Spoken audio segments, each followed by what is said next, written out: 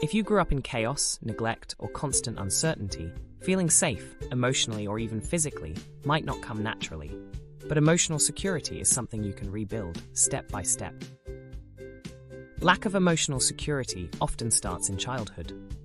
If your caregivers were unpredictable, critical, or absent, your nervous system may have stayed stuck in survival mode, always waiting for the next threat.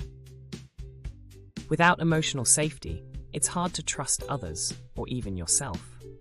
You may struggle with anxiety, over-explaining, or shutting down completely when faced with stress or conflict. Step 1. Create inner safety. Start by reminding yourself, I am safe in this moment.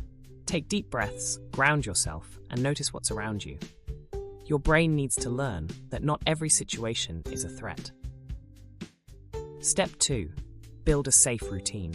Consistency tells your nervous system that you are in control. Even small rituals like drinking tea, journaling, or lighting a candle help create a sense of stability.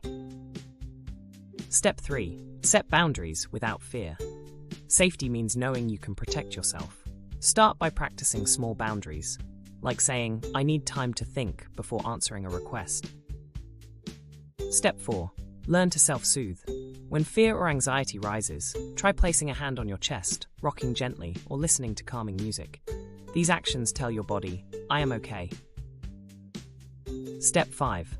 Find supportive spaces. Emotional safety grows when you surround yourself with people who respect your boundaries, listen without judgment, and make you feel seen. Feeling safe isn't just about avoiding danger, it's about creating a life where you can finally relax, trust, and be yourself. Emotional security is something you build, one moment at a time. Which step feels most important for you right now?